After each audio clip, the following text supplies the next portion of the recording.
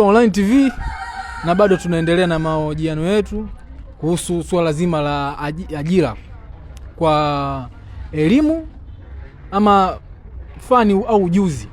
Ni kitu gani ambacho kina impact zaidi, yani kina soko kubwa kwenye swala zima la ajira? Tunaendelea kuongea na vijana. Yes, mambo vipi? Safi kabisa. Kwa majina unafahamika kama nani? Naitwa Amos. Ni maarufu kabisa Amos. Amos bana.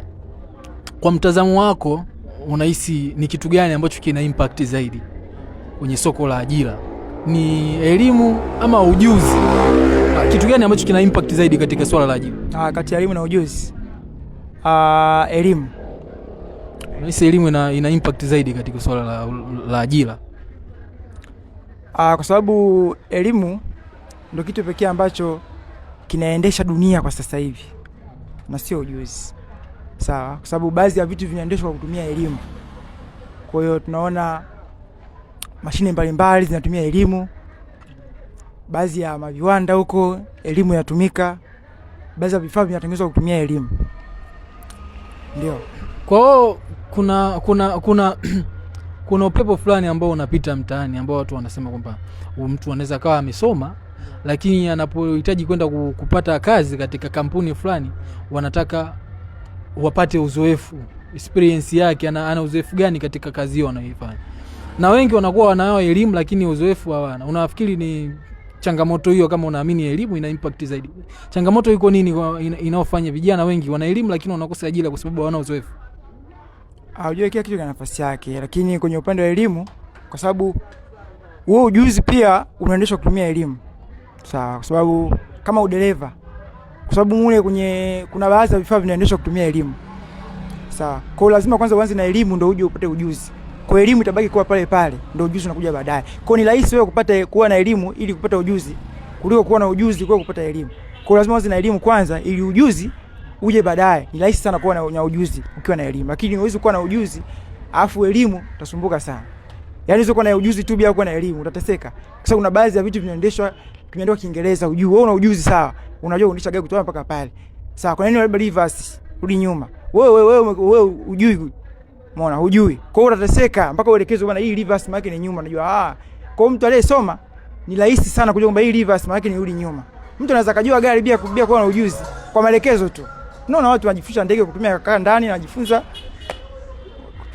kitu kwa kutumia elimu tu na sio ujuzi. Ujuzi unakuja pale ambapo tayari wewe ukiwa na elimu inakuwa ni rahisi sana kupata ujuzi. Lakini unaweza kuwa na ujuzi umetulia nao afu kutafuta elimu ni ngumu. Lazima kwanza uwe na elimu kwanza. Yaani elimu itabaki kwa pale pale. Afu ujuzi baadaye unafuatia. Na ni rahisi sana. Rahisi sana. Ndio. Wewe kwa mtazamo wako elimu ni the best. Yaani elimu lazima mtu awe na elimu ili aweze kupata ujuzi. Kwa mantiki hiyo elimu itabaki itasimama pale pale. Kwa hiyo hata kama ni mwanangu mimi lazima kwanza kabla ya kwenda kote lazima aende shule kwanza. Alafu kutoka shule kwenye mambo ujuzi ni rahisi sana. Kuliko kumpeka kwanza aanze ujuzi kwanza atateseka. Atateseka sana kwa sababu atakuwa atasumbuliwa kitu fulani, katafanya kitu fulani, atauliza kitu gani hicho? Ndio si bonyeza huko, kitu gani? Kwa akiwa na elimu anaelewa kwamba na huyu anamaanisha kitu fulani. Kwa hiyo ni rahisi sana kufanya kile kitu kwa haraka kwa sababu ana elimu anajua huyu kamaanisha kitu fulani.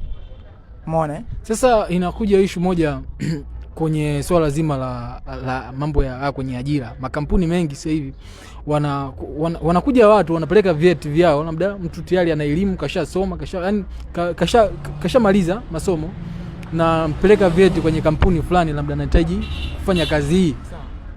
Lakini kampuni inamuuliza una uzoefu gani na hicho kitu ambacho unahitaji ukifanya. Sasa changamoto inakuja ni kwamba mtu anakuja na karatasi, anayo elimu lakini ana uzoefu wa kufanya ile kazi. Nafikiri changamoto hiyo unaweza ikasaidikaje hiyo? Hiyo changamoto ni kwamba ukishakuwa na elimu yule mtu anapotafuta kazi lazima ajue kwamba anataka kutafuta kazi aina gani. Sawa? Kwa lazima akishakuwa na elimu kabla ya kwenda kutafuta kuomba kazi lazima kwanza aende ujuzi wa kile kitu. Kwa ataanza kuwa na elimu kwanza ili akatafute ile kazi anapoenda kuomba. Ni kweli basi unaambiwa sawa sisi tunataka mtu anayejua kitengo fulani. Wewe unajua kuendesha mashine fulani? Mimi sijui. Hawezi kupokea. Kwa kama wewe ni mtu ambaye unahitaji lazima ukishakuwa na elimu yako, kajaribu kufuata ujuzi kidogo. ukishakuwa na elimu utatafuta ujuzi kidogo ili uende. Bila hivyo utazunguka sana. Kwa sababu utakia kiasi sehemu kienda utakataliwa, unaambiwa tunataka ujuzi. Sababu na elimu ndio nataka ujuzi.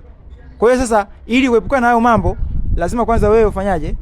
Uende ukasome kitu fulani, kama mimi nataka sasa nishakupata elimu, sasa elimu tani.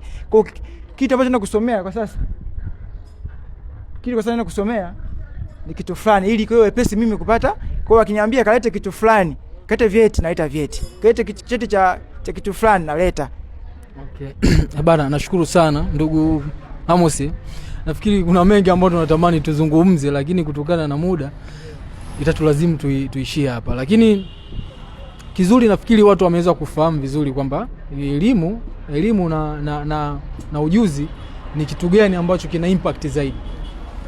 Kuna wengine wanasema elimu ina impact zaidi, lakini pia kuna wengine wanasema ujuzi una impact zaidi. Kwa hiyo ni kitu ambacho tutaendelea kujadili na vijana ili tuweze kupata muafaka zaidi na kuona ni kitu gani ambacho kita make sense katika jamii yetu. Hii ni Show 9 TV.